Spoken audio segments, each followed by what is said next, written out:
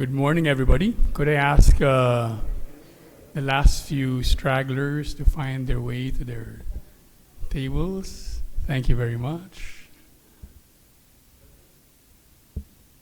So, good morning. Thank you very much. Thank you for coming, for all of those who made it here to Fairmont. We'll also be greeting the people who are joining us on Zoom. I'm Coco Alquas. I'm the Executive Director at Makati Business Club. Thanks very much for joining us today. Again, thanks to those who came here to the Fairmont. I'd also like to greet those who are joining us by Zoom. If they are willing to turn on their cameras, I will wave at you, and if you could wave at us. If you want to bother to turn on your mics, you can also say hello. So I'll count 1 to 3, and I'll wave and say hello, and you can say that back to me. And the people here in the room can do the same. I'm not sure the camera will get to you, but it's the spirit that counts. So welcome to the people on Zoom. We do want the people on Zoom, our members on Zoom, and other friends to participate very actively. And to help me with that today is our head of policy and projects in Makati Business Club, Roxanne Liu, over there on the right side of the room. For those of you on Zoom, if you have any questions or comments, please put them in the chat box or raise your hand in the Zoom room, and Roxanne will pay attention to that and also traffic that later and either call on you in order or call on you to read out your questions or comments when we get to the Q&A part. So, welcome to Will Southeast Asia Regain the Growth Crown? This is a partnership event with our member, Bain Company, which opened their Manila office this year. Pre-pandemic, as we all know, Southeast Asia was arguably the world's economic darling. 600 million people, growing economies, fast-growing economies with a lot of room to grow. It was also a promising place to diversify from China, given certain conditions that were pertaining then and continue to occur now. Most of these factors are intact, as we know, except that the pandemic and now high inflation and high interest rates have slowed everyone down. And so the question does become, as all of this plays out, will Southeast Asia regain that growth crown?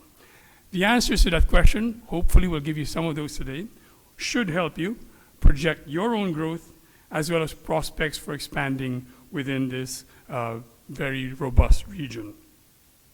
I'd like to acknowledge, before we proceed, the presence of one of our board members, Risa Mantaring, formerly head of Sun Life and one of our board members in Makati Business Club.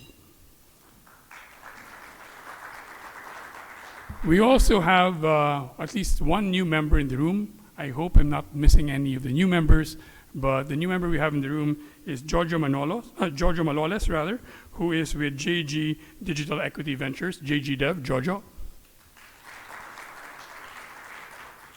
If I've missed any of the any new members, I'll get to you. My colleagues will tell me later, and I'll get to you before we end today's meeting. With that, I'd like to introduce Patricia Buenaventura Nichol. I keep on mixing those two up. Who heads the Manila Bain office. Tricia is also a member of Bain's Global Financial Services practice. She's obviously a partner at Bain.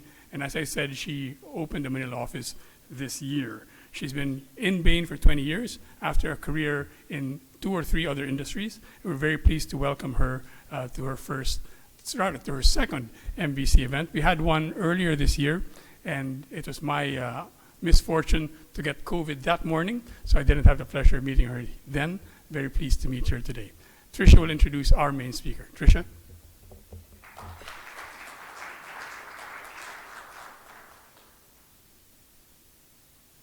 Actually, Coco already did the introduction, but I was going to just quickly introduce myself. I think I've met many of you at our launch earlier this year. We launched Bain Philippine office after 30 years of working on Philippine companies, Philippine businesses. We finally opened up and launched our office with our worldwide managing director, Manny Masada, back in June.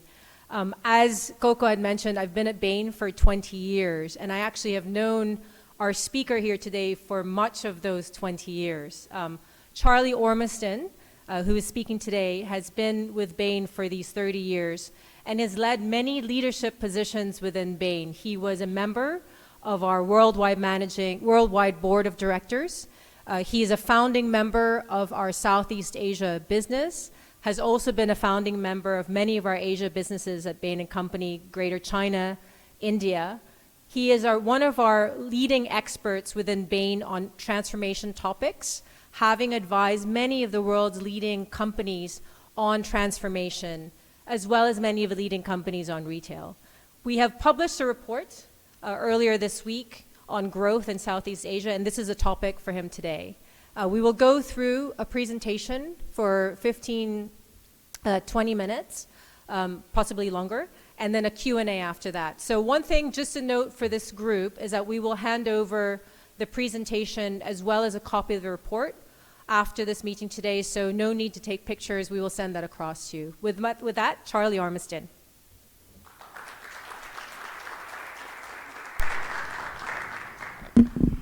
Good morning.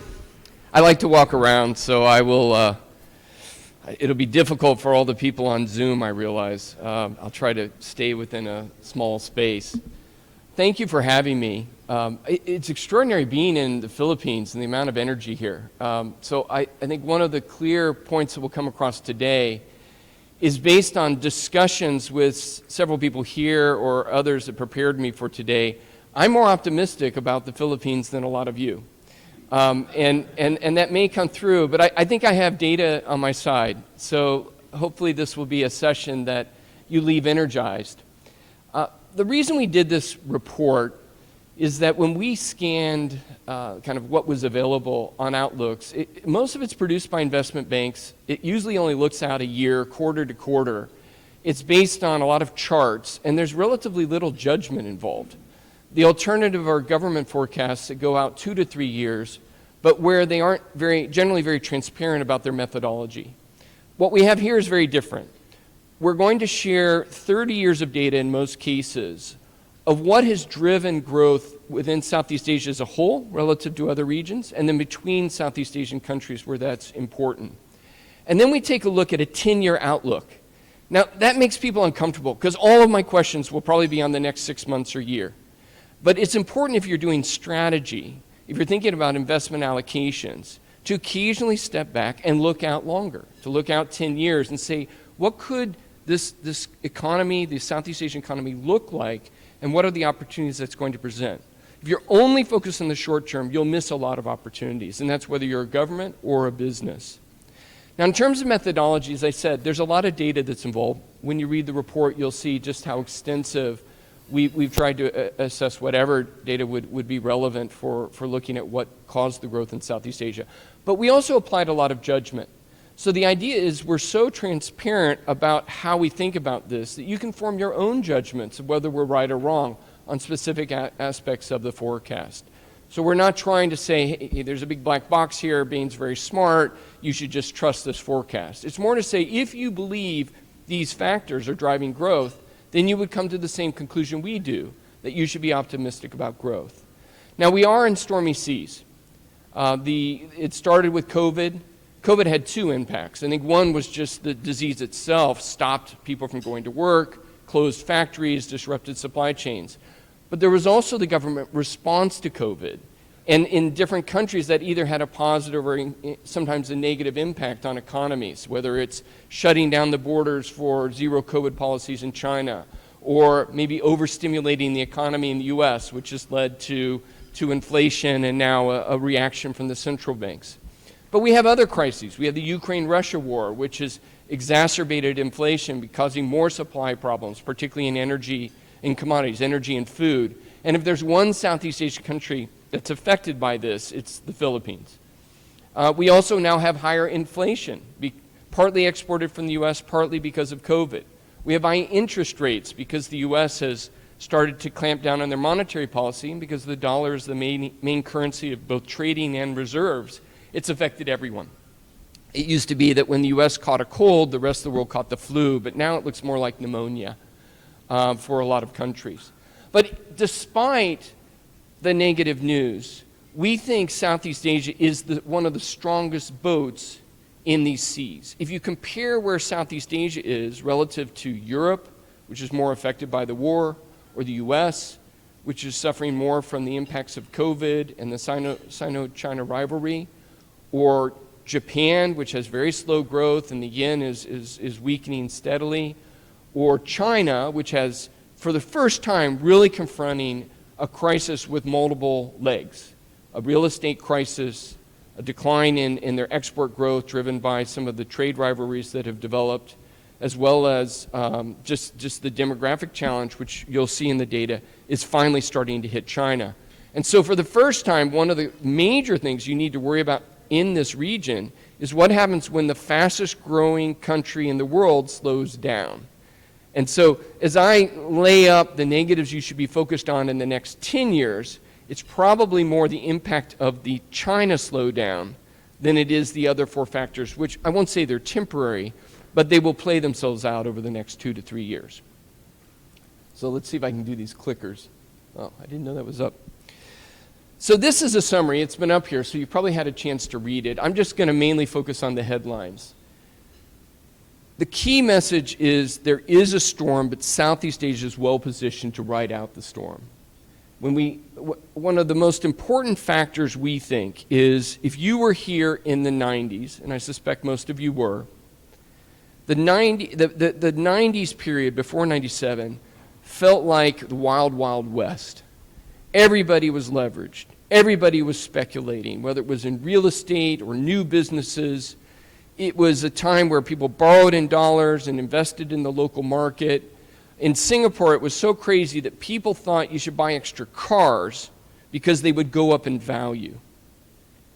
And then it all ended.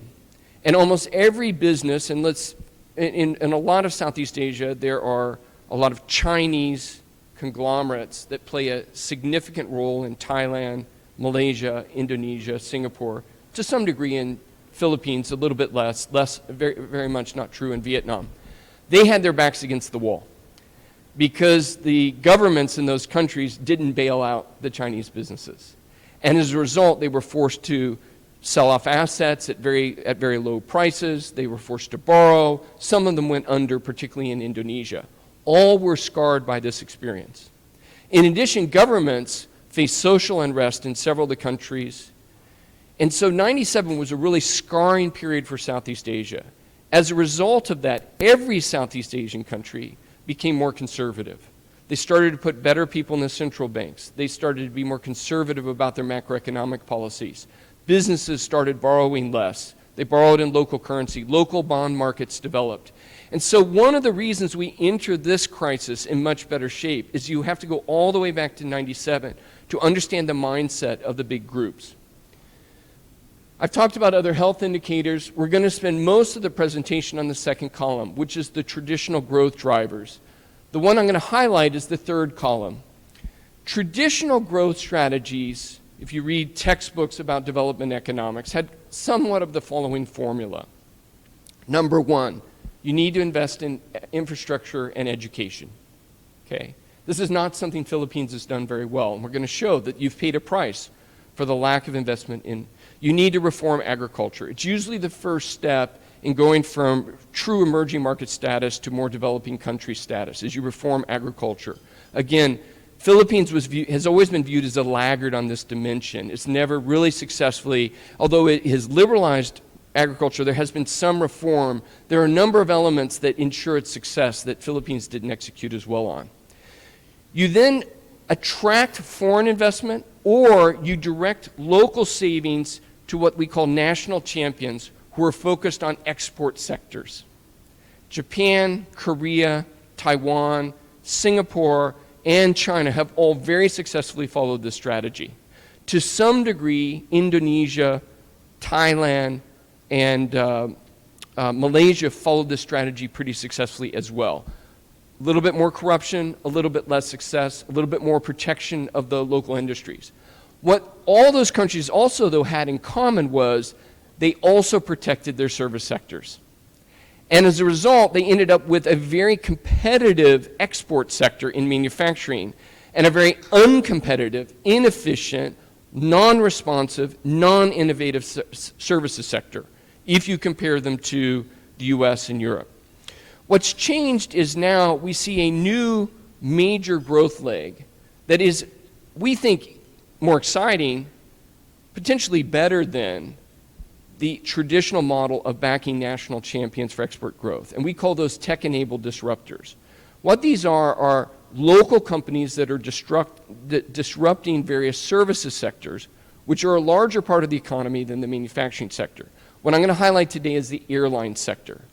But it's important for you to recognize that there's a new growth leg. And one of our reasons for being optimistic is we're seeing increasing impacts on growth because of the TEDs. And then finally, we're going to talk a little bit about Vietnam and Singapore, although that's developed a little bit more in the report than I'll have time to cover today. By the way, I was told I had 30 minutes, not 15, so I'm going to take my full 30 minutes. This is a slide that only an economist can love. I've stared at this for hours.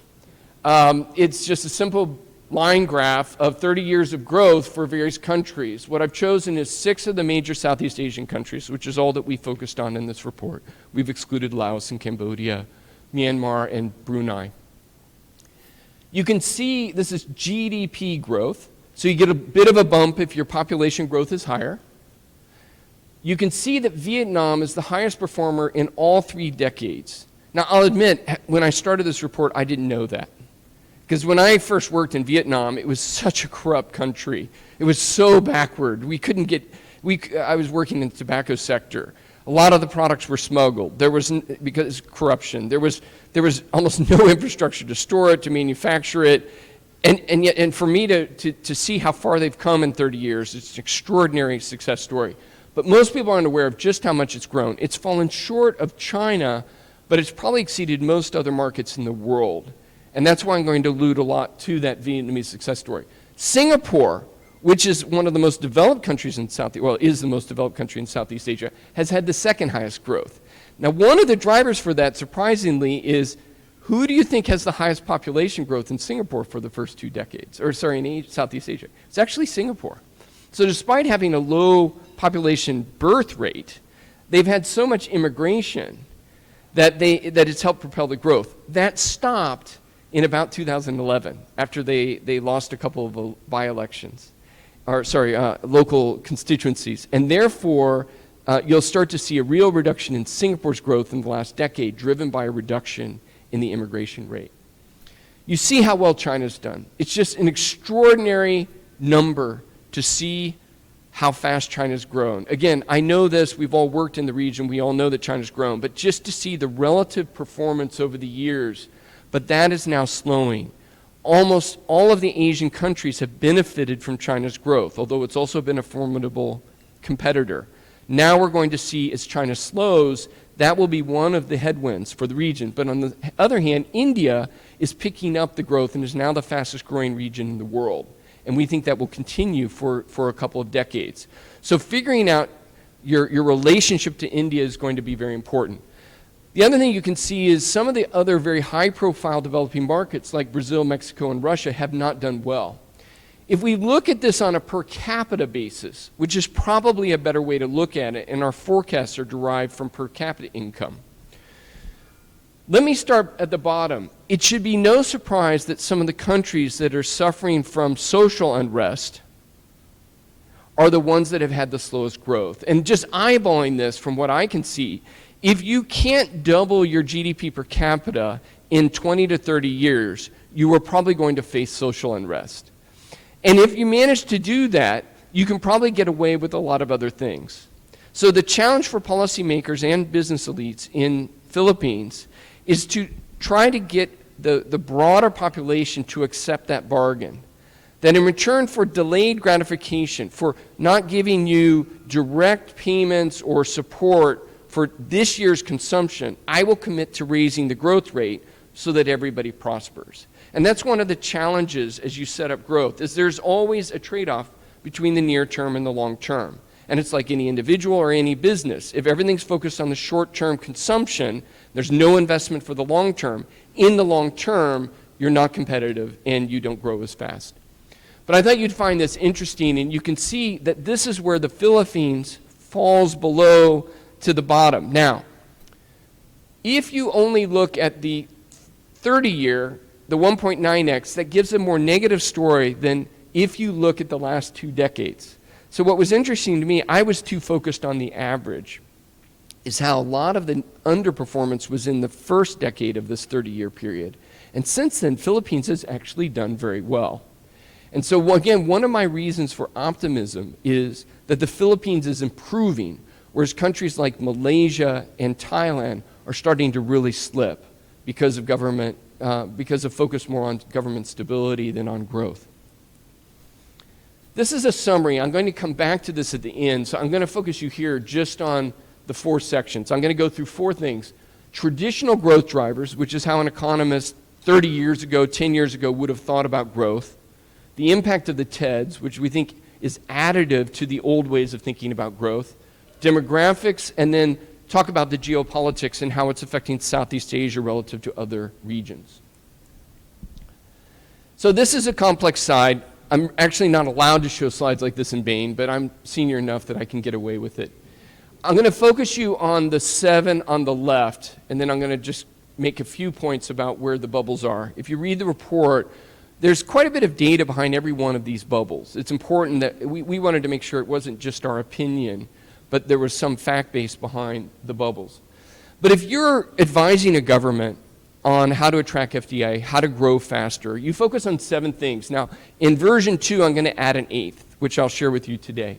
The first is ease of doing business. You understand that. How easy is it to set up a business? How easy is it to file taxes? How easy is it to go out of business? Hire and fire people. A whole series of things that the World Bank, I think, used to do a very good job of measuring and assessing.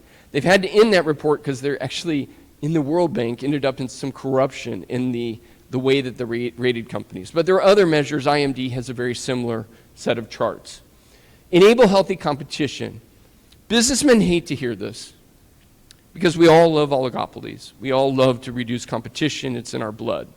But the reality is if you want to grow an economy faster, you have to have competition. Competition leads to more efficient outcomes, better responsiveness to consumers, more innovation, more growth, and in the end, more prosperity. And in sector after sector, and I can see Singapore as an example, one of the most thoughtful countries on industrial policy, where they have protected local companies, those sectors have slowed their growth, had reasonable profitability, and then become vulnerable to take over from the outside. So you need competition, and when we talk about the TEDs, I'm going to look at these same 7 factors and how the TEDs improve all of them. Facilitate investment. Investment is both domestic and FDI. There's a lot of secondary benefits to FDI, no doubt.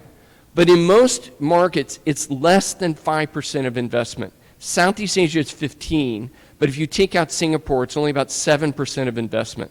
The most important investment is domestic. Too many people focus on FDI exclusively. They need to focus on total investment levels, which we did in this report. You had to strengthen government, minimize corruption. You also need to make government more efficient.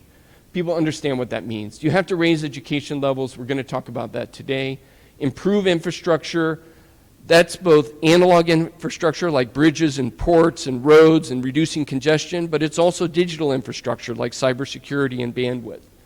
And finally, you need stability, both in the economy but also societal. If an investor has choices, which all investors do, and they see an unstable country like, say, for example, Thailand right now, or where Malaysia might go, they start to be reluctant to put in any kind of long-term investment.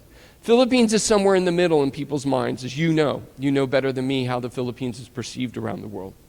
Now, in terms of the big blocks, in the 80s when I first moved to Asia, Southeast Asia was the leader on this. They were one of the first regions that was open to foreign direct investment. Everybody else was protecting their market and focused on subsidizing national champions like Korea, Japan were the best examples of that, Taiwan.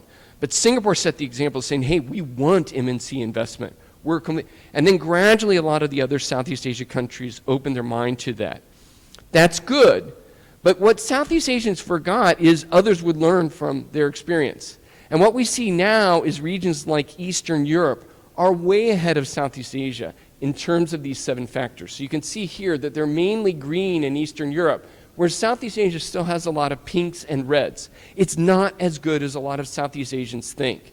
And so one critical factor for the Philippines is not just to compare yourself to Vietnam and Malaysia to attract foreign investment.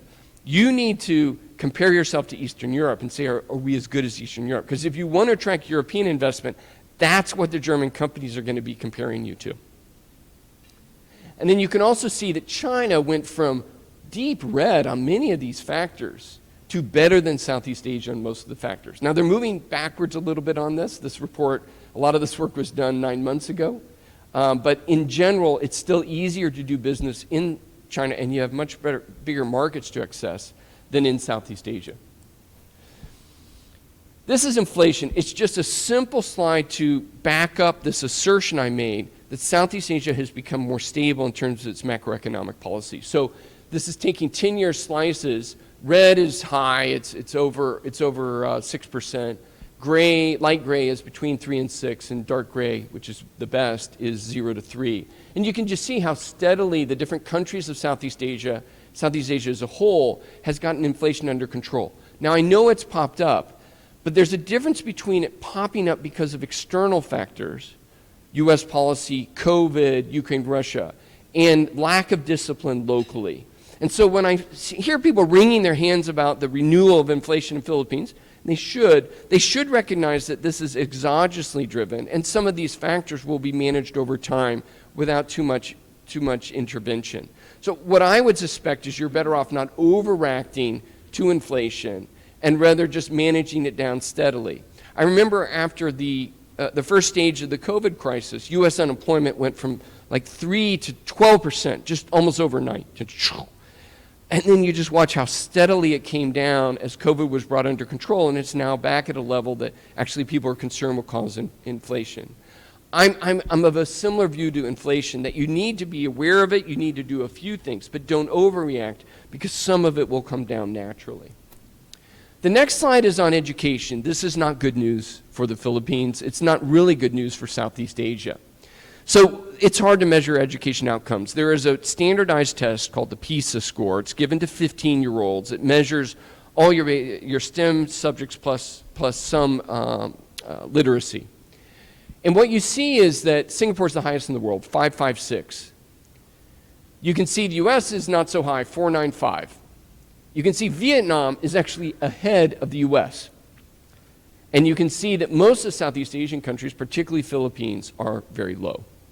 This is a big problem because there's kind of a view, there's just an assumption people make if they haven't thought about this deeply that, well, there's over time going to be a natural spillover from the rich world to the poor world because, there's just too much difference in wages and, of course, eventually things will come here. But if you think about places like China, Vietnam, most of Eastern Europe being above 500, it means now 40% of the world's population is now above 500. Manufacturing is only 15% of most economies. They don't need the Philippines. There's plenty of places in the world to produce with relatively low-cost labor with very well-educated people. If there's one issue, and infrastructure comes a close second, but I would prioritize for the Philippines, is starting to address education. Now, you can't just focus now on primary. It would take you 40 years to start to fix the problem. You're going to need to have interventions kind of with everybody below the age of 40. And I think business is going to have to play a role, maybe with government incentives and more vocational training to help get people up to basic levels of literacy and math that are clearly not exhibited here. The last, I just put this slide in because I hear a lot about Marcos has reprioritized investment in infrastructure, and I think that's perfectly appropriate. Now, the danger here, of course, is there can be efficient building of infrastructure, and there can be inefficient. It can reward cronies, or it can absolutely benefit the sectors that you've prioritized as a nation. So how you do this investment is more important than the absolute level. One flaw in our analytics that at some point I need to address is you can also spend too much on infrastructure, and China should probably be red because you can just see how high those investment levels, and they're increasing as a percentage of the economy. Now that made sense initially. These are, by the way, 20-year periods, 60 to 79. Why did that make sense? Because you had so much unmet need that for a period investing kind of at a high level, 8, 9, 10% makes sense. But at some point, you've built enough roads for people. You've built enough high-speed trains. And you need to reduce the amount of the economy that's spent on infrastructure. Imagine what happens if China takes that number, this is percentage of spend on infrastructure, 17%, take it down to 5, which would be a normal level, a high level actually for a developed market. That means they lose 12 percentage points of GNP. They're going to have to make that up somewhere. So one of the headwinds facing China is they spend too much on housing. They've now met most of the needs. They spend too much on infrastructure. So even as other sectors prosper, and they will only substitute for what they need to reduce. And if they, like a lot of governments, aren't able to change direction, which is very common for governments, that what works, they keep doing too long, then you'll see them have a period of crisis in real estate, in the money markets, et cetera. So we're more concerned. Whereas Philippines and Indonesia in particular have spent too little on this measure. And so it's just to validate what you probably, as you take, as I said, the 30-minute drive or the 30-minute walk from GBC to here, you need more investment in infrastructure coming into the airports, et cetera. You just see it around the Philippines. We also know the infrastructure isn't necessarily very efficient. But there's opportunities for everybody in this group to support that. And the most efficient way to do that is with partnership between business people and the government, foreign investors as well as local investors. Now we're going to shift gears to the TEDs. How am I doing? I have like 8 minutes? I'm going to keep rushing. Okay. The red are sectors that we think are susceptible to tech-enabled disruptors. I'm going to show you one example. Look how big manufacturing is. It's not that it's insignificant. That includes utilities, by the way, but it's about 20% of Indonesia and Thailand, and then it falls off for the others. It's high for Singapore as well. That's important, no doubt, but the services sector, if you include all of them, is about 50% of the economy. And so as I talk about this one example, I want you to understand just the impacts that having an entrepreneurial, tech-enabled sector, and go back to those 7 factors, that is increasing competition, it's raising investment, it's improving productivity, it's increasing inclusivity, it's increasing innovation. All those factors that government used to try to drive to improve growth are also being improved by the entrepreneurial sector. And it tends to be more local. So let's go through one example. I just want you to understand just how big the impacts could have. So if you roll back to just after the '97 crisis, a guy named Tony Fernandez bought a small airline that had failed in Malaysia for $1, and he called it Air Asia. And it became what it is today. Now, COVID has obviously hurt all of the airlines, whether you were a national airline. But within a few years, Air Asia was the lowest cost airline in the world. The world. Southeast Asians can execute. He didn't particularly have a brand new model. He just copied the best of Southwest and Ryanair and others that he could copy, and then he added to that. So look at these costs for available seat mile, or kilometer, which is the standard way of looking at cost in the airline sector. And look at the compare. This is in 2018. This is 16 years after his founding, after the big companies had plenty of time to respond. Look at the difference in costs. Now, if you're in the airline sector, you'd know that this is actually not even the full picture, that you need to adjust for stage length. And your costs tend to be higher the shorter the stage length. Well, guess what? The average stage length of these guys is much shorter than these guys. And so as a result, their relative competitiveness is even better than this chart shows. Why do you think? But so in the old days, before '97, the governments would have protected those national airlines. They would have said, my friends are making too much money from the fuel contracts, the maintenance contracts, the bringing in the new aircraft, the bringing in the parts. There was so much leakage in the airline sector, it would just make you sad. So sad you wouldn't be able to finish your breakfast, because I've worked in this sector.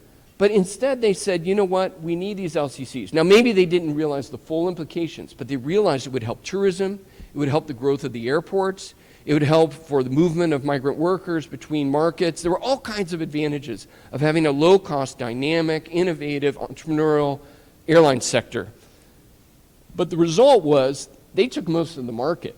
And in fact, a lot of the market that they didn't take was just because they couldn't get the routes, or they flew too far, because they tend to be more local. So it's an extraordinary success story. Apply this to healthcare, education, logistics, government services. All of these sectors are ripe for this level of innovation. Most of the Southeast Asian countries have suffered from a lack of innovation and investment in the services sector. And this is changing, and it will change here as well. And so for most of you, you are going to have to, whether you're in financial services, fintech, you're going to have to contend, or you're going to have to join the party. But we see this as one of the major reasons to be optimistic about growth in Southeast Asia, is there's a new leg for growth, which is creating more efficiency and innovation in the services sector. These are the demographics. You all know that the demographics in Southeast Asia are good. This is just some data to it. But one thing I want to focus on a little bit is China. You can see right now, 70% of the population is in that sweet spot. So a lot of people say, hey, people have been talking about China having problems with their birth rate for years, but I still see that they're very competitive. The party is about to end. If I show this, it's in the report, about 20 years from now, those four big lines, at the top all go into the purple. And what replaces them are smaller and smaller lines at the bottom. And you see a very rapid, like over 200 million workers will exit the Chinese workforce in the next 20 years. That is going to benefit Southeast Asia. Now let's talk about trade. And I want to reorient you away from the way, especially if you read Western press, they're obsessed by your relationship to the US or potentially to Europe. and that is not where you should be focused. Because your main trading partners are Asian. Southeast Asia trades with each other. If you combine China and Hong Kong, China's first, Southeast Asia second. If you don't, they're second and third. Then Europe, then the US, then Japan. The growth is going to be more in Asia. Asia is a more dynamic region. Also, as the world shifts away from globalization, they're shifting to regionalization. So one of the main pieces of advice I would give to any businessman in the Philippines, but also government, is you need to focus more on Japan, Korea, China, Taiwan, and your Southeast Asian neighbors than on the US and Europe, as you think about policy initiatives and as you think about opportunities, you think about investors. Let me look to FDI. Again, everybody's focused on, will the US put a big plan into Vietnam or the Philippines, or will the next German company? The biggest source of investment for FDI in Southeast Asia is other Southeast Asian countries. Then it's Japan. Then Europe. US is number 6. Look to Asia. Focus on Asia for your growth. The world is becoming more regional. This is the fastest growing region, and it's always been your traditional source. It will only get bigger. Too much of the Philippines policy, from what I've seen, is oriented towards the traditional Western sponsors. So this is the summary. It's in the report. Here, all I want to highlight is focus a little bit on the political wins. I gave you a list of all the negatives: COVID, inflation, interest rates. What I want to remind you again is you're still better off than the major markets in the world: Europe, US, Japan, China. The second is, as they look for where they're going to get their growth, they're starting to focus more on Southeast Asia. The key is to get your fair share, if not a little bit more, of those expectations, both in terms of trade and in terms of investment. As people talk about the China dividend, I'd encourage you to think a little bit differently. We're now calling it the Asia dividend. It's as much about Taiwan, Japan, and Korea as it is about China, because those countries are trying to diversify away from China. See, the Americans, if they want to diversify away from China, it's more logical to bring product to Mexico, more local. Otherwise, the supply chain is still quite extended. The only reason they would move to Southeast Asia is for product that's serving Asia. But for Asian companies, it's different. If you're Japanese and you've been sourcing for China, it's very logical to move it to Vietnam or the Philippines, not to move it to Mexico. So, again, look to Asia. Now, before I go into our forecasts, I thought I'd start with the IMF forecasts. These are short-term forecasts, but I found this very enlightening. So the top is the inflation rate that's projected, and you can see them coming down. That's ASEAN first, then the US, then Europe, then China, then India. Key thing to point out here is inflation is simply not as high in ASEAN, although it's a bit higher in the Philippines. You're on the higher end of the spectrum. So as you read all this Western press about how the world is falling apart, recognize that Southeast Asia is in a better position. If you're in India, you don't even know what's going on in the rest of the world because it's boom time in India. Now look at projected GDP growth, and you'll see that Southeast Asia is projected to grow at 5.1% this year and 4.9% next year. Those are very healthy growth rates. And India outperforms, and it's really only the US and Europe that are seeing a recession, which is our key thesis as well. So I only got this data a week ago. The report's been ready for a few months. So here is our forecast. Now take it with a grain of salt. This is going to be wrong. Most people can't forecast 2 months, so how can I forecast 10 years? But as you can see, when you read this report, you still need to think about it. You need to think about what are the drivers that have gotten us to where we are, and how are those changes. So on every factor, we simply said, is it getting worse? Is it about the same, or is it going to get better? And we just stacked those up, and then we applied quite a bit of judgment to say, well, if all of these are getting better in the Philippines and getting better in the Vietnam, then we see some uptick in growth. If we see it getting worse, like in Thailand or Malaysia, we see some downturn. I have been nice here. Normally the slide I show is a GDP per capita growth slide. The Philippines is actually below Indonesia and just about where Malaysia is. But on GDP growth, Philippines comes out as one of the better performers in Southeast Asia. And when I look around and I just see the young population, I see the investments starting to come in, the commitment to build infrastructure. There's a lot here to like. And so we're feeling good about the Philippines, but we also know that there's a few legacies of 30 years of underinvestment in infrastructure and education in particular, but also in protection of local businesses and not being particularly receptive or strategic about attracting foreign investment that have meant that you have not met your potential for the last 30 years, but you're probably going to move towards that in the next 10. Let me stop there. Not bad. Thank you very much.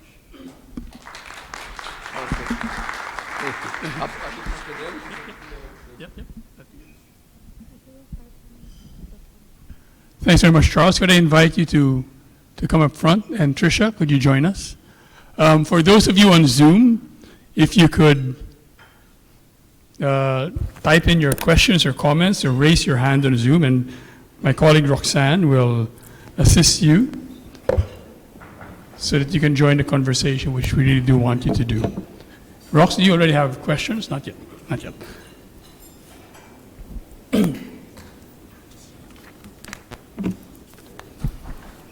So we have, I think, about 30 or 40 minutes for Q&A. I have a few questions for Charles and Tricia, but if you have any questions here in the room, please raise your hand, and my colleague Bianca will come to you with a microphone. Please raise your hand early so that we can get your questions in early as well. That's Bianca over there. Bianca is also more than authorized to interrupt me at any time if somebody has an urgent question, so please don't hesitate. Rox will do the same. Charles, fantastic presentation. Tricia, thanks very much for arranging this talk. Let me start with your assessment chart, which you were just showing 2 slides ago, Charles. And you said there that Vietnam may spur other Asian countries to pursue pro-growth policies. What are these policies that Vietnam, is kind of like a summary, I guess, what are these policies that Vietnam has really worked on that the others need to catch up on? Maybe after a regional look, Tricia could make a short comment about the Philippines. One of the things you'll find is I'm open, honest, and direct. I know less about the Vietnam than I should. And in fact, one of my priorities for the first part of next year is to get to Vietnam and just sense it. I did a lot of work there in the 90s. And as I said, I found it a hard place to do business. The data doesn't lie. They have had 3 decades of the highest growth. They're attracting some of the highest profile investments that are being diverted from China, whether it's Samsung or Intel, or the Japanese are making major commitments to Vietnam, Korea. They are now exporting twice as much to China as the next highest country in Southeast Asia, which is Indonesia. So again, hard to believe. I thought they always had a lot of potential, but they've already emerged to that position, suggests that they have been very thoughtful. What I understand, talking to people in Singapore, is 3 things stand out. Number 1, they have been more systematic and thorough than the other Southeast Asian countries in industrial planning. Where do they set up industrial states? Which companies do they want to attract? And then negotiating with them to make it attractive for them to relocate to Vietnam. It started with a couple of very visible investments. I don't know if you remember, it was about 8 years ago, maybe a little longer, that Intel committed to a large chip packaging plant, a couple billion in investment in Vietnam. And everybody, I do a lot of work in the semiconductor industry, we were just shocked. It's like they barely have power lines, don't they? I didn't know they had roads in Vietnam. Aren't they all on bicycles, you know? And you're putting a $2 billion leading edge plant there. But they had the commitments from the Vietnamese government to make them confident. When somebody like Intel does that, it wakes up everybody else. And so it's important, as you say Philippines is back in business, that you do the same, that you identify a few marquee names. The government works closely with them to facilitate their entry, and then it has to go well. So for example, right now with India, everybody is watching these manufacturing facilities that Foxconn is shifting Initially, it was for lower-end assembly, but now they're producing the higher-end iPads and iPhones in India, and they're setting it up as a true substitute for Chinese business. 5 years ago, I couldn't meet a person, including Indian businessmen, who thought that was going to be possible. Now, one of the keys of doing business in India is to pick the right state, the right city that you're working for. India is a collection and the outcomes in different states are very different. So Vietnam is similar. I think the second is, my understanding is, in these industrial states, Vietnam is still a difficult country to do business. So from my own experience, there were 3 parties that need to benefit from any deal you did. There was the central government, the provincial government, and the armed forces. And so when I was doing acquisitions, joint ventures in Vietnam in the 90s, it always took 3 times as long as we wanted, because not only did you have to make each happy, but they had to be equally happy. So if they saw one getting a little bit more than the other, the deal wouldn't go through. My understanding is if you work within the confines of these industrial estates, that level of corruption and that pressing to engage local partners has been reduced. Philippines probably needs to think about similar things. These areas, industrial states brings to mind a physical environment, and there is a physical environment. But you need areas where the rules are simpler, more transparent, where there's no petty graft, where problems like power supply, infrastructure are fixed if the company asks for them to be fixed. And if that works, then you'll see them double or triple down on the investment. Vietnam is doing that as well. And the final thing is, when you look at these industrial states, again, my understanding, but I need to visit some of them, is that different countries have kind of taken ownership. Singapore has a couple, Korea has a couple, Japan has a couple, China has a couple. And the companies that they're exporting to Vietnam are comfortable working in those environments. The officials that work with them there speak the local language. The croquet bars, they speak whatever is appropriate to that group. So it's important to recognize that as you attract this investment in, people come with it, and you have to help them solve their problems. So Vietnam seems to just be making it easier to do business in Vietnam than any of the countries other than Singapore. Just briefly, Charles, we spent about 2 years, ending I think last year, the year before, talking about tax breaks to bring in investments. Just a kind of a tortuous discussion that lasted quite long. Are you saying that that's much less important than the government targeting companies, finding the marquee, hand-holding them, rolling out the red carpet for a few so that the others will come in? I'm going to use a metaphor. One of my most interesting projects 6 years ago, was helping to turn around Walmart in the U.S. And one of the first things we did was we raised wages 30%. Huge cost, $3.2 billion. But we needed to do it. We wanted to improve its service levels. We wanted to reduce turnover. We wanted to attract better workers. When we measured those 3 outcomes the next year, it had no impact. Turnover was just as high. There was no improvement in morale. And we said, oh my gosh, we just wasted $3.2 billion. But at the same time, but it takes longer, we were making a massive investment in training. Training went from 2 hours in your first year to 2 weeks in your first year and a week thereafter. All kinds of investments. We invested in the incentive programs for store managers so they took better care of their workers. We also started to measure customer service. And within 2 years, all those metrics dramatically improved. My point is, if all you do is throw money at a problem, you won't get the benefit.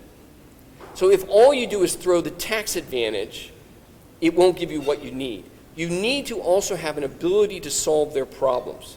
Whether it's a customs official that's holding up a shipment, somebody gets that fixed. A road that needs repair. Somebody's brought in a 16-ton truck and you only allow 14 ton and you fix it. Having enough power supply at a low cost, if that's important for that industry. So if all you do is the tax break, it will just cost you money. If you put all the factors in place that the companies are asking for, then you'll find that that tax break paid off. But you need the tax break. Patricia, I know you've only been on the ground here for just this year. Would you have something to add to that? Well, I think one of the things that Charlie and I have been talking about is this issue of orchestration, right? And I think a lot of companies right now who are in the middle of year-end planning, 3-year planning, 10-year planning. And I think a lot of the things that we find in this market in particular is the tension between how do you manage short-term, medium-term, and long-term. And it's particularly tricky because it exists for governments in the sense of having to, this whole notion of orchestration. How do you think about decisions that you make today that would have an impact in much more future that you're not going to necessarily see the payback today, and how to balance those things? And clearly, from the data, we haven't done as well. And this continues to be a challenge that we need to find a way around. And it's not just at the government level, it's also at the company level. We speak to a lot of companies that are struggling with this right now. I mean, how do you make 10-year plans? It's hard to make these projections. And in this market in particular, given the fact that there's so much uncertainty around potentially how we manage ourselves from a country perspective, it's very difficult as well from a company perspective. Thanks very much. Charles mentioned Walmart. Previous to this assignment, I think he was head of the retail practice at Bain for Asia Pacific. So if any of you have specific questions about that, you can ask it during this session, or you can try to prevent him from leaving for his lunch appointment and buttonhole him before he leaves the room to ask him some retail questions. You talked quite a bit about education. I think you might have used the word sad when you discussed that. I think everyone in this room must know the difficulty of hiring and difficulty with skills that in our workforces. We actually have, if you'll allow me, one company here, education.com, which provides education tools to help students find schools and also learn better. There's an organization called Philippine Business for Education, which is like a sister organization of ours. Our board member, Risa Mantaring, also sits on that. They do a lot of work. They did a lot of work, especially on the primary and secondary with the government. We actually have at MBC a brand new project. It's funded by USAID and Unilab Foundation. Baki here is president of Unilab, which really works on advanced manufacturing. So when you talked about you have to work on the primary, which will take 30 or 40 years, but there's also an intervention up here. That's what we hope to work on. What are maybe the first steps that a country in our situation needs to do in more concrete terms? You talked about interventions. What could they do so that the changes will happen sooner rather than 10 or 20 years down the road? Got it. I like the metaphor of short, medium, long term, because I think there are things you have to do across all three. It's also dangerous. Look, I'm not Filipino, and I come from the U.S. This is also a massive problem in the U.S. If you look at some of the social and political instability in the U.S., I think a lot of it stems from the decline in the public education system that occurred when schools were integrated and people reacted to that. And so this isn't just a problem in the Philippines, and I don't want it to come across as me preaching that you need to solve a problem that most other countries have solved. It's a difficult one. The first is that you do have to start with mass public education and see it as a requirement for Philippines to prosper. And what that means as business people is you probably need to support taxation that is directed towards education. And just say, look, we can't just keep having a free ride where we expect this to happen, but we don't pay for it. There's a book I'm reading right now about development economics that I think has a very powerful thesis that is a good maxim for today if we're going to talk about development. It is simply that countries take off, their growth rate accelerates when the elites in the country decide that they benefit more from growth than they do from preserving their current position. And I think that's the case with all communities that I'll talk to in the Philippines and Thailand and Malaysia, is that when the elites commit to growth, a lot of good things happen. But education is something you have to commit to and it has to be paid for through some form of taxation. The second, though, is there's so many people that are above 20 or above 15 that are no longer in the education system that if we just give up on them, we'll fail. And so I do think there needs to be a concerted effort in the business community to educate their current workers, not just on the vocational skills needed for their job, but the basics. It's almost like you need them to do an hour of part-time education every day on the basics of math and literacy to improve their overall skill level. And I see no way of doing that other than through the business community. Now, it would be great if there were government incentives to do that, but if most businesses in Philippines committed to that level of education, then you would start to see some improvement. The third is simply high-quality vocational training. The way that I would approach this is one of the growth ideas that have worked in many countries in the world, but let me illustrate with China. You remember that the China Miracle started in Shenzhen, where they set up an area that had different rules. It was a small enclave that was capitalist. And you could set up a business there if you were from Hong Kong or outside. The rules on how you had to treat workers, et cetera, and then they provided infrastructure, and it took off. So then China replicated that in 20 enclaves in China, usually outside the major cities, but close to them. And frankly, all these enclaves grew so fast that they ended up kind of connecting to the original city, like Pudong next to Shanghai. Then they concentrated on bringing that prosperity to the West. So it's been a 30-year journey for China to go from that first enclave, which succeeded, to all of China. And then gradually what they learned from these then became part of the overall policy versus only for that industrial area. Philippines needs to have, I think, the same approach, where you need these industrial estates. Again, they're a physical entity, but it's more the rules that are associated with working there. Filipino businesses should be able to locate there, not just foreign businesses. And that is where I would concentrate the vocational training. So you would say to the businesses that congregate there, what kind of training do you need? We will help provide it. We will provide it cost effectively. We will subsidize it. We will use some of the income from the industrial estate for this training to ensure that you have a supply of workers for what you need. So that's very conceptual, but those are three things that are kind of long, medium, and short that the Philippines needs to do. Very interesting idea to use what we call export zones in this country, or special economic zones rather, and put in these other components as well. Patricia, on the education side, how much of this have you heard from the companies that you've met so far? And are there any examples of what they're doing to try to address this? I think everybody's trying to find a way to manage on the education side. I think one of the biggest issues that we've seen in the Philippines, actually globally, is one on talent, right? How do you maintain talent? How do you grow talent?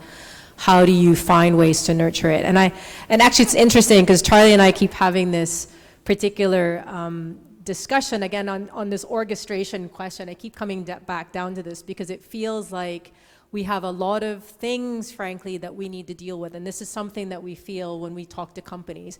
Everybody is overwhelmed by the sheer amount of issues that they need to grapple with. And one of the issues is around prioritization, and orchestration helps in the prioritization. And while education is always a priority for many companies, inevitably with everything else on everybody's plate, it ends up going further and further down.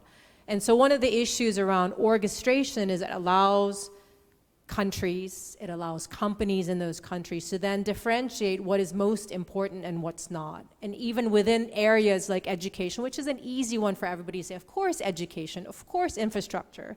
But then the question is where, how, what? And these are one of the things that we have been talking to companies about here and helping individuals around trying to manage all these different things, particularly with the scarcity of talent. And particularly with the scarcity of talent, frankly, in the middle layers. So one of the challenges we see is while there is a slew of talent at the top level, there's certainly a lot of individuals running around at companies in the lower levels, if you will. The middle layer is a very, very difficult area to grapple with and the engine for a lot of company growth. So when you think about execution, right, strategy can be straightforward, orchestration can be straightforward. or fine, we can make those decisions, but execution becomes difficult. And execution is one where talent is most important. And this is one where education plays a big role. Lateral thinking, not just sort of doing what you're told, but thinking about how to solve problems. And these are the issues where education at this level begins to address. And we've been struggling with that for sure. Coco, let me add one point. Again, one of the major themes for today is be very thoughtful about which countries you look at for models to follow. In the case of improving education levels and vocational training, it's definitely not the US. I'd look to Japan, I'd look to Korea, I would look to Germany as the best models. And a lot of what they have done is also changed the relationship of management to the worker. In fact, in Germany, you have worker representation on all the boards. It's by law. But most Germans would say it works if you approach it with the right mindset and with a collaborative and constructive relationship. One of the most fascinating things about Germany is after Eastern Europe opened, and people were worried about so many jobs leaving Germany to go to Eastern Europe, they worked with the unions to reduce wage levels or certainly compress growth so that everybody kept their job. And then they reinforced the training element. So while low value-added jobs might go to Eastern Europe, the higher value-added were kept in Germany. So don't look to the US, don't look to England, don't look to necessarily Singapore for this one. Always pick the best in the world to model your policies on. Thanks very much. I'm going to take a break from my questions and check out whether there are questions. There's one from the room, and I think Roxanne has one as well. Oh, sorry. Bianca, is there one from the room? Anybody from the room has a question? If not, I'll turn to Rox. Rox, you have one? Okay, so we do have a question from Zoom. It's from Mr. Gil de Guzman, the country HR lead of Western Digital Philippines. I'd like to check if he can ask the question himself, if he's free to do so. Gil, are you there? I can't hear very well. Hi there, everyone. Can you hear me? Morning. Yes, we can hear you. Yeah, I just want to ask the thoughts of the people in the panel as regards power. And Western Digital is a investor here in the Philippines, and power is a big issue for us. So I want to get your thoughts on the power situation, price rates, and power supply situation in Asia. And if in Vietnam is the model, what's their secret? I just heard a statistic. Thanks very much, Hill. I just heard a statistic last Friday, I think, that Vietnam per capita electricity capacity is, if I'm not mistaken, 3 times the number for the Philippines. In other words, the point that's being made is they have a lot of manufacturing that use it, and we don't. But I guess the question is, when you look, if you try to use electricity as a barometer, how does the region fare? I think Vietnam's a fascinating example because, again, those of us who've been in the region for a long time. It's a very annoying example for me. Yeah, think Every of them day as it's Vietnam. yeah, as a less developed, backwards country, and yet they're actually eating everybody's lunch in terms of their forward planning. And I think that's caught a lot of people by surprise. So in the report and here, I'm going to emphasize that you got to learn from them, and there's a lot of good going on that you can simply copy. Vietnam put in quite a bit of capacity. Because they put it in recently, it tended to be scale capacity, and a lot of it was because they knew there was going to be demand for that capacity. They had commitments for investments, and the power had to be forthcoming. Their government is good at forward planning and good at execution and good at shifting certain, money that's available to infrastructure spend, just like China. But what's also interesting about Vietnam is they're ahead of every country, including Singapore, in making commitments to renewable energy. So they will have some of the largest offshore wind installations in the world at some point in the next 5 to 10 years. Because they've also recognized that they don't want to be dependent on imported energy. If you look back at the last 10 years, you'd say most investments in solar and wind and other alternative technologies have been because of concern for the environment, but at some economic cost. Looking at the next 10 years, that will not be true.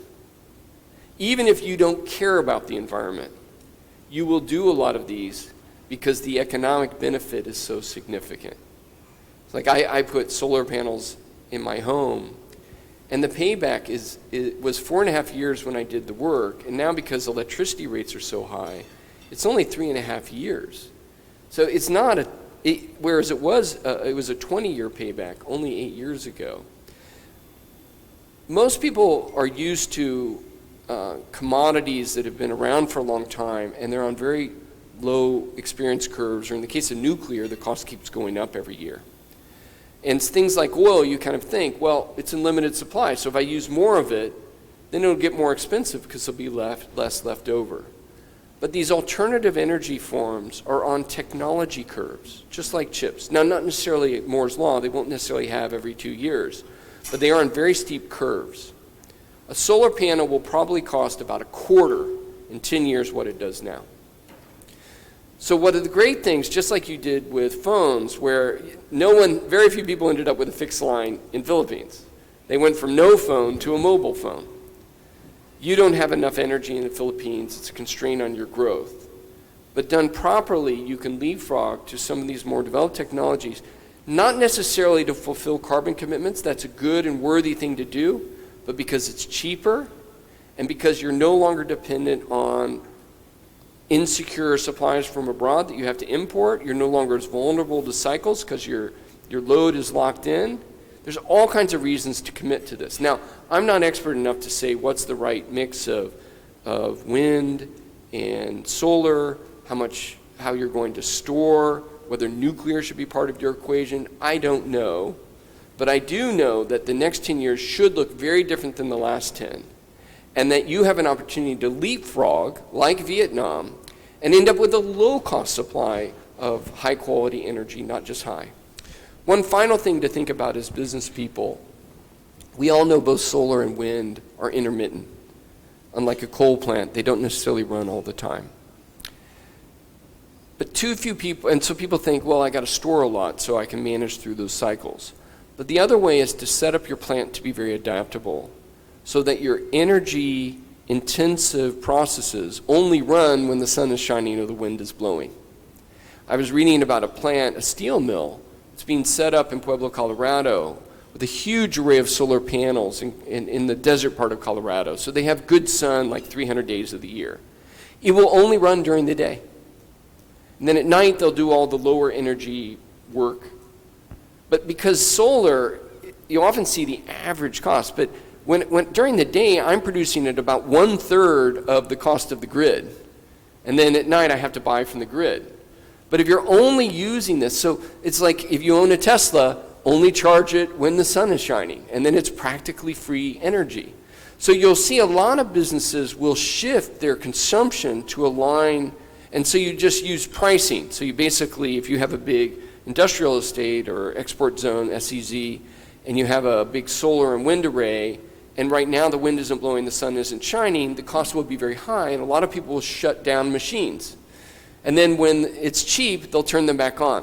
That's the way the world will work, and there's too little thought being given to having that kind of dynamic processes. But I think you'll see a lot of it going forward. Thanks very much. Questions from the audience? Anyone? You have We one? have one more. Yep. This came in during registration in Zoom, but we're very happy and glad that he decided to join us in person, so I'm going to read his question for him. It's from Mr. Baki Bakiran, the president of Unilab. What is your view on China's zero-COVID policy? Will it persist? What must Southeast Asian countries do to sustain growth in light of this and the protected Eastern European situation? That seems like a simple question, but it's a very complex one because there are aspects of the zero COVID policy that are clearly political and about societal, the interaction between the government and society, not just economic. But let's start with, when you look at China's growth policies, they've had a massive benefit in terms of raising hundreds of millions of people out of poverty and enabling a better life for people in China. We should be very clear on that. They prioritized infrastructure, they prioritized investment in education.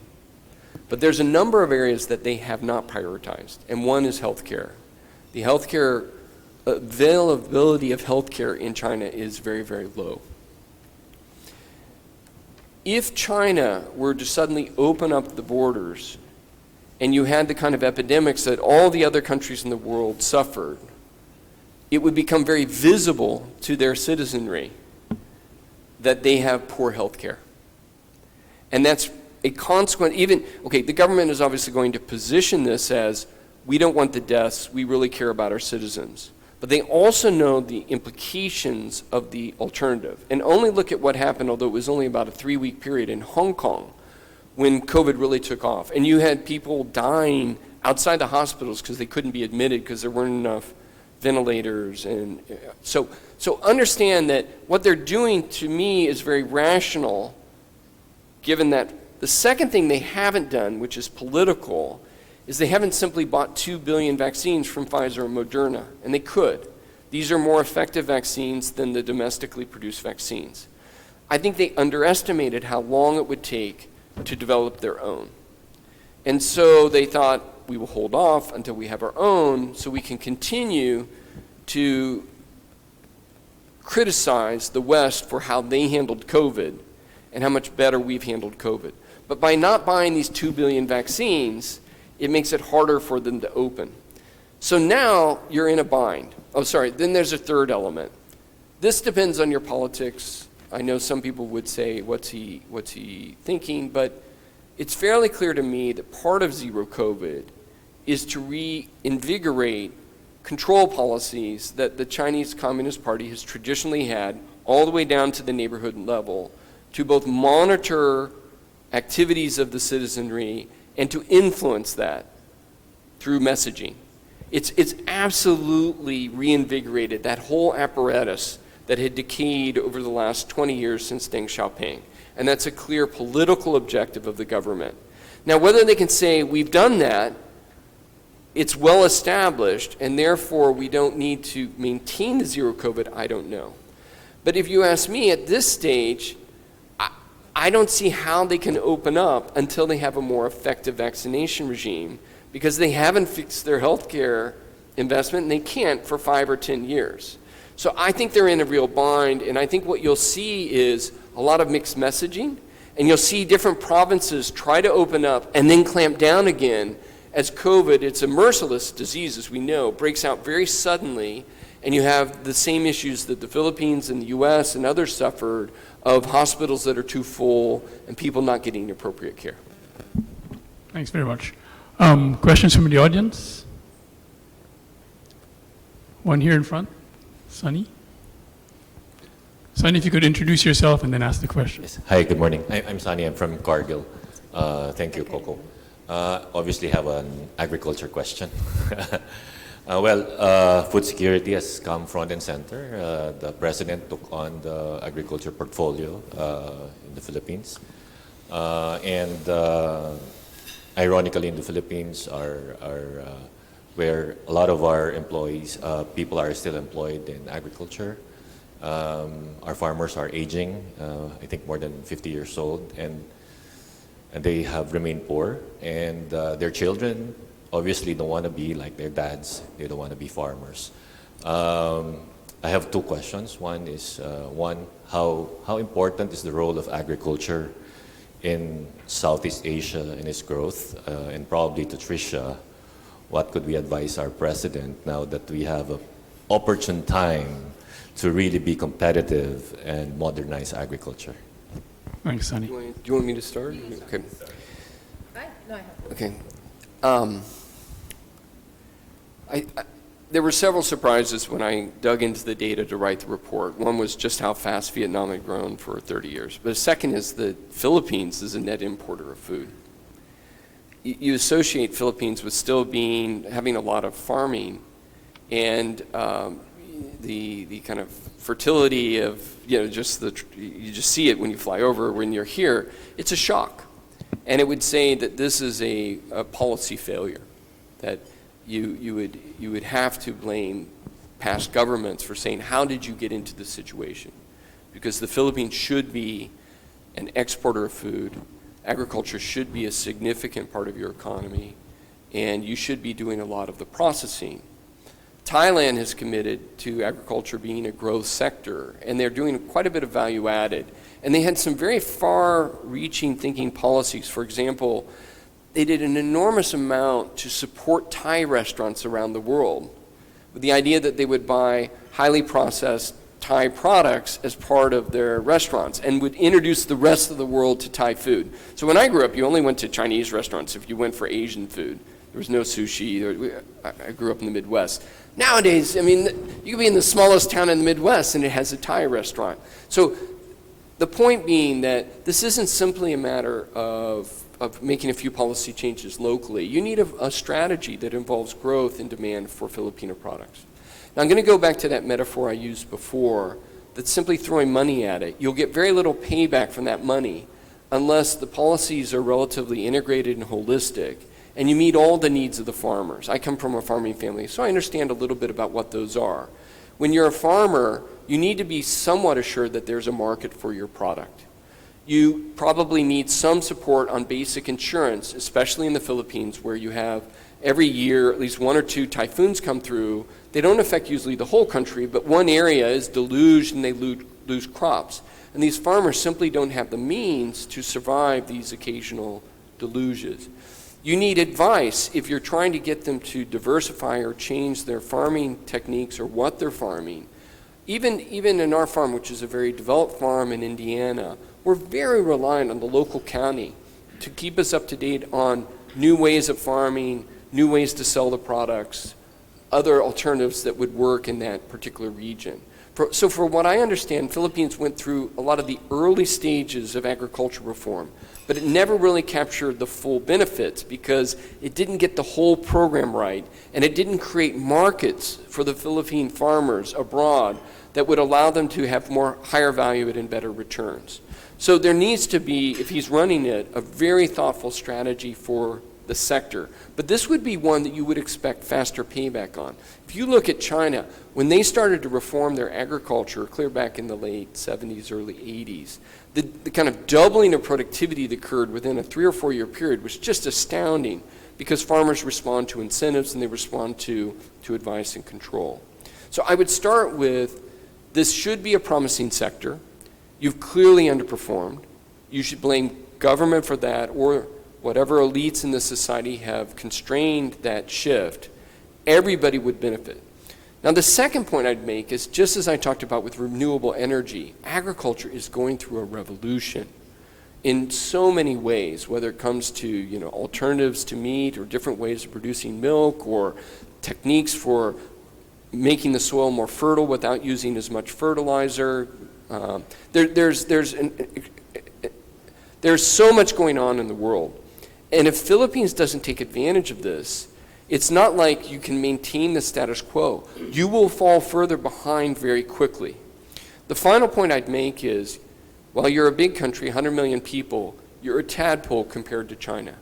China is very dependent on imported agricultural products, whether it's grains or products like chicken or pork. A lot of those are coming from Brazil. Again, that should make you very sad. You're right next to China. You have a surplus of labor. A lot of these industries do not need high educational skills, and yet China is importing from Brazil, not from the Philippines.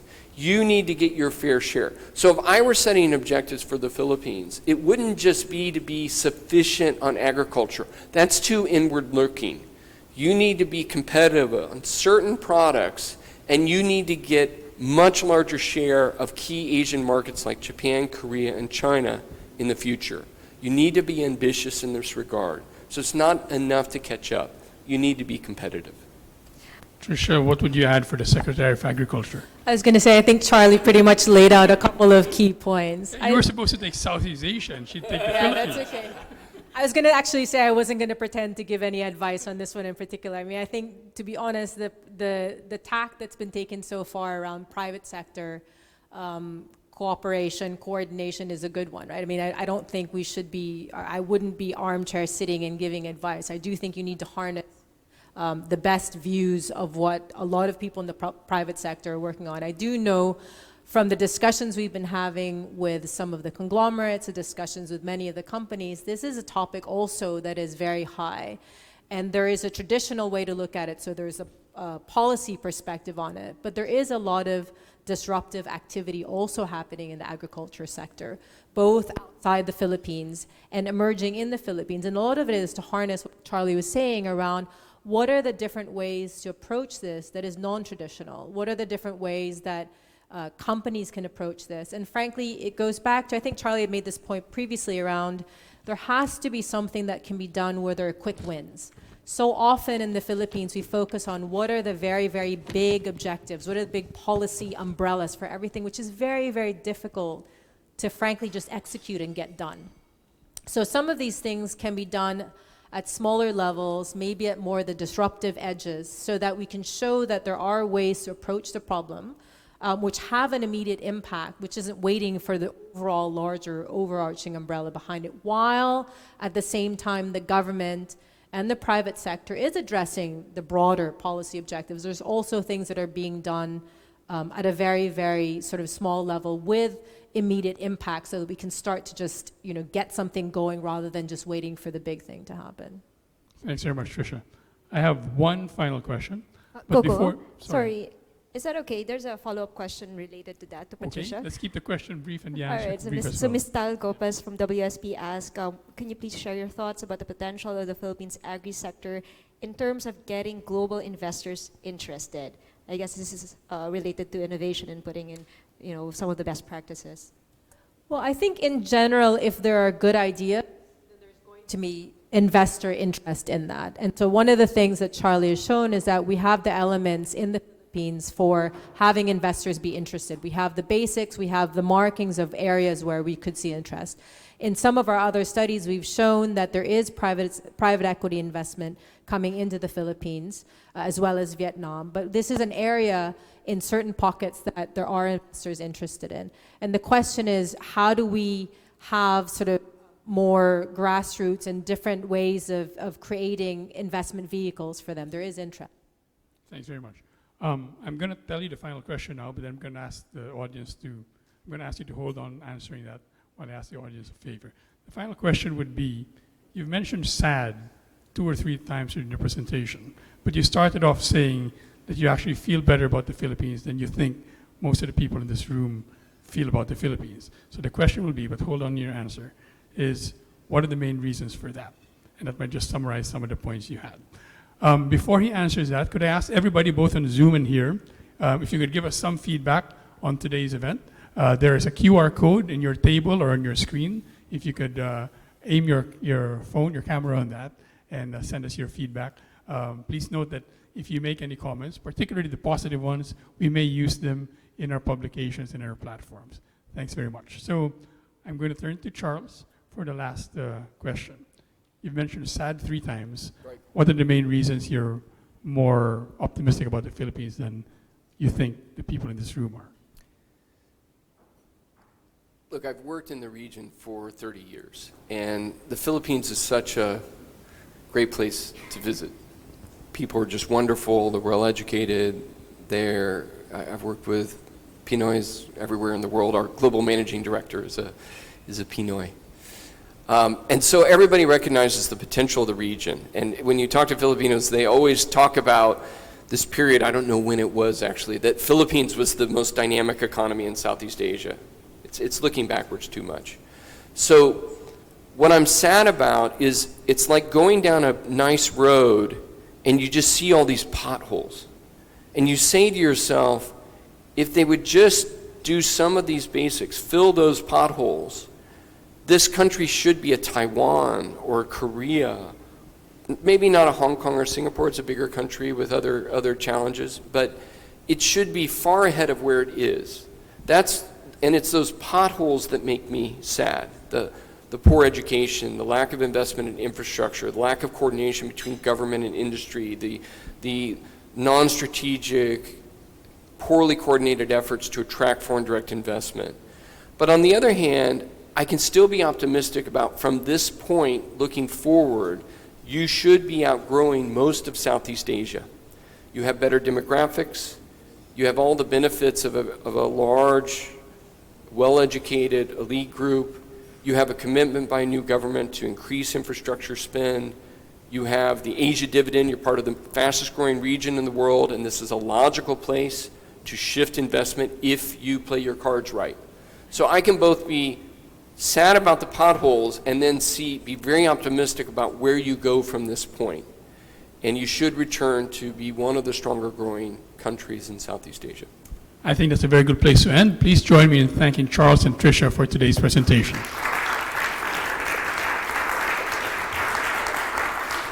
I'm going to ask the people on Zoom to turn on their cameras and to smile, because we'll take a photo of that. While they're doing that, could I ask everybody who are in the room to come forward here, and we'll take a picture of us who are in the room here. If I could invite everybody to come from their tables here, please.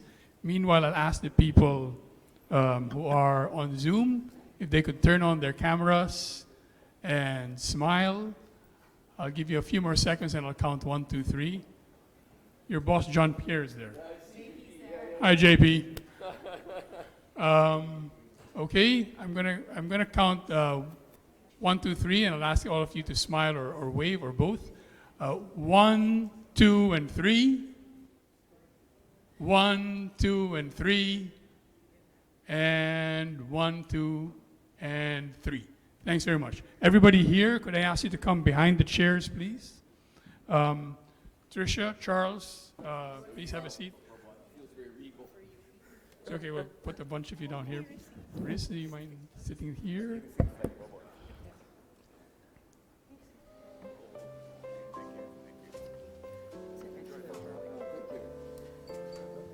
Please, come behind. Yeah, that's enough chairs. Anyone who's still standing, please have a seat. Did I leave you more optimistic? Tim, come in. Please, have a seat. Greg.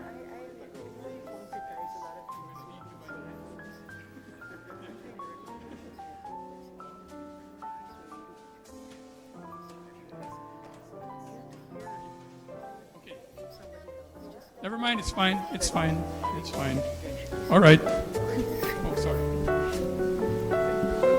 Okay. Cameras ready?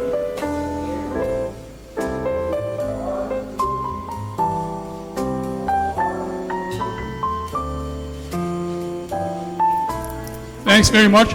We hope to see you again soon. Please have a good day. Thank you very much, everyone. Thank you. Well, this is our job as consultants. Often we are borrowing the modifier, but it increases the will, and then it's getting Could it we right. get a photo just of them? Get a photo of just of them.